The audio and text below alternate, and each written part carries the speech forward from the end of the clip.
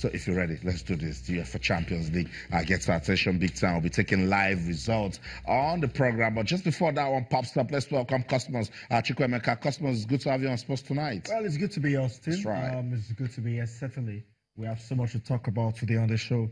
And of course, the UEFA Champions League takes center stage. Well, I think it's a talk about the Champions League, whether it's the UEFA or the CAF Champions League. But then the UEFA Champions League takes center stage right now. Yeah. And of course, the story of how a certain Pt1 United went over to Tunisia and of course scored 2 goals against a Tunisian opponent for the first time since Julius Berger did it in 2001. At that time, they did it against Esperance. Esperance won 3-2 at the time in the CAF Champions League. So they did well, 2 goals. There were 4 goals down, but 2 goals, scoring 2 goals late on, a penalty by Ayagua, and of course, Tosio Mole, right, getting that goal after missing several chances. I felt it was a good second half for them. But then we'll talk about basically the analysis of the game from the first game, because they scored 3 goals in 10 minutes. We'll talk about that later on the show. We'll talk about that later on the program. But before Pt1 United left the country for Tunisia, we caught up with Coach Kennedy Buboye and the team captain. What were the expectations? We will try to listen to them now and then come back to see if it tallied what they said. Sports Tonight on Channel Steve. We'll be right back. We take every game one after the other. The way it comes, the only disadvantage I think we have that we will be having against the Tunisia is that we're going to play the game under a floodlight, which Pt1 United have not been able to do for quite some time now. But it doesn't matter, it's just to psych the players, let them know the importance of the game, and they should make a name for themselves if they want to be in the group stage. It's a young team in the Champions League. It is doable if they work and play to instruction for us to get to where we deserve being. Yeah, just like I said, we'll give respect to those respect is being given to, because I don't look at the Tunisia as a underdog when it comes to Champions League. They've been in the Champions League for quite some time, but it's not a pushover thing. We are not going there just to go there and look at the Tunisia. We're going there to give them a very good fight. Just like the way we played in Cameroon, nobody gave us a chance in Cameroon. We went there and I think we did something tangible for ourselves. We are going to give a good account of ourselves in Tunisia. Yeah, there is no magic in football because they are a team that just after they have been in the league for long, and I think that will not warrant them the opportunity that they are going to beat us, because we as a team have been in the Champions League thing. Football is all about determination, teamwork, and hard working. So I think by the special grace of God, I started an example the other time that nobody expect that Super Eagles are going to beat Argentina in a friendly match. So by the special grace of God, I think it is going to be a turnaround when we get to Tunis by God's grace. It's all about the commitment and determination what everybody has, because we may go there, we will give up that they have beat us, but we are going there we have the confidence, we have determination, we will make Nigeria proud, and our management has been doing our best, and the coach himself has been trying his best so that the players, everybody can be on top of this game. I want to appreciate God for everything, for the 2 games. It was awesome, and my coach and the players too, everybody work for it. I think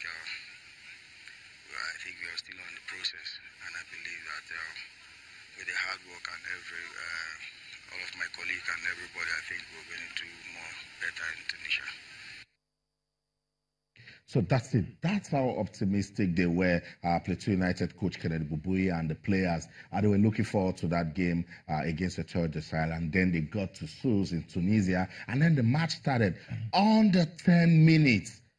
Opening 10 minutes, Pt1 United were 3 goals down. 3 goals down just before the 3rd goal was scored.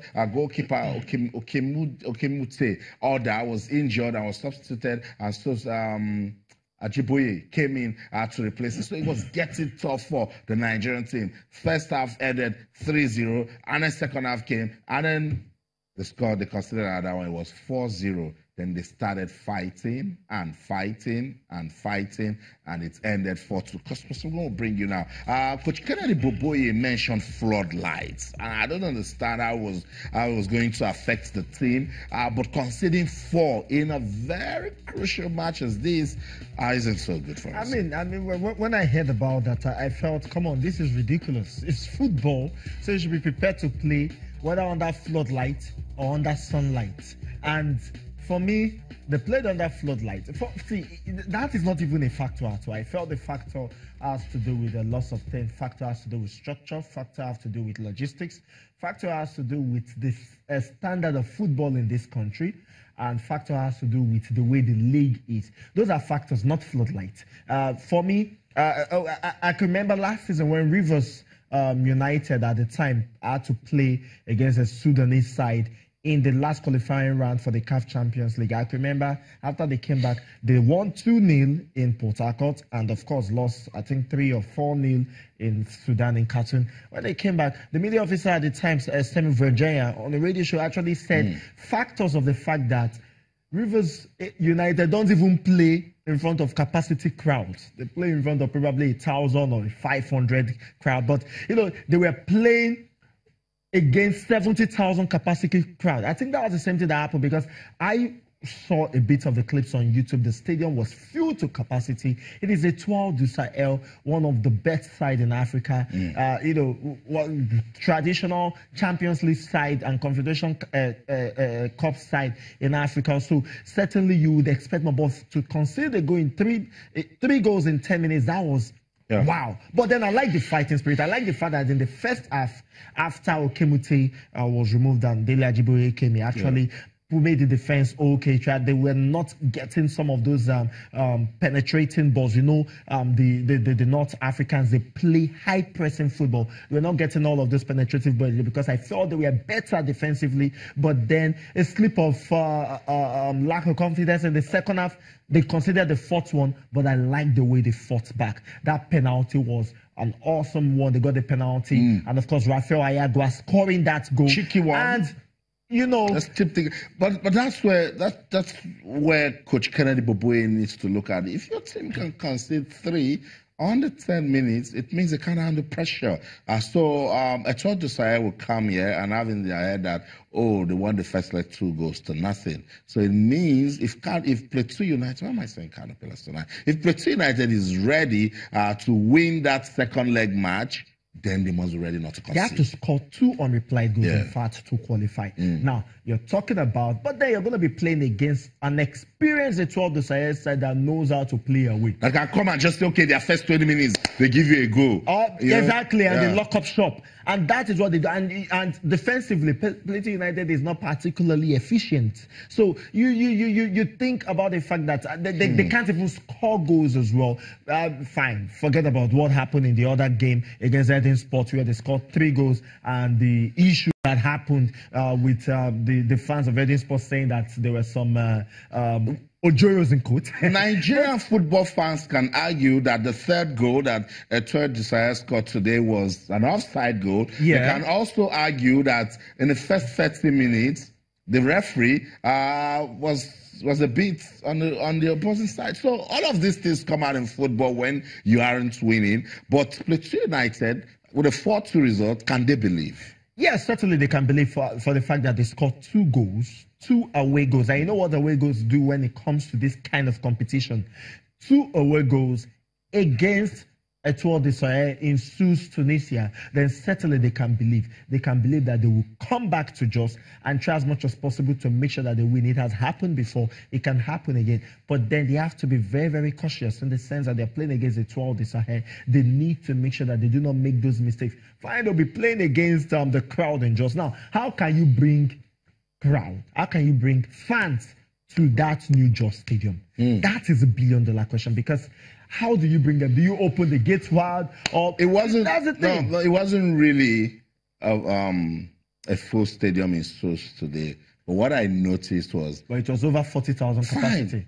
the fans were passionate. They came out to support their team. And I think that's what Nigerian fans should do. Yeah. People shouldn't just sit around and criticize the team. Exactly. Oh, is it not this team that went to Tunisia and they considered 4 before they started fighting? People should come out. The support is very, very important at this stage. Very, very important. And I think that is what Plateau United should be looking at as well.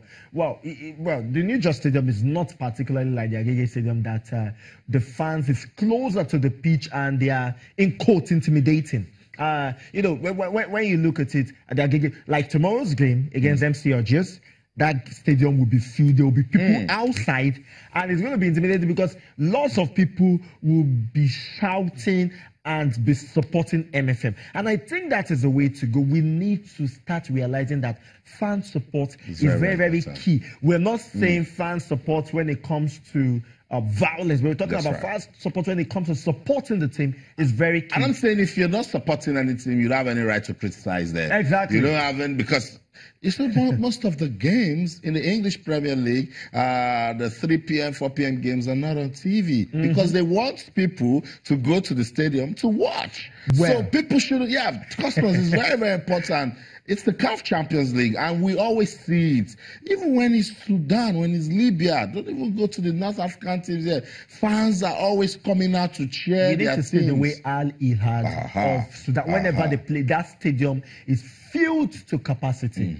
The stadium, whether it's in Khartoum or it is filled to capacity. Even in Egypt is even the, I don't want to use the word once because that one, people will be outside, they'll be watching on the big screen, and they'll be filled, the stadium will be filled up as well. So that's right. For me, I feel fan support is very important, and the club should key into it.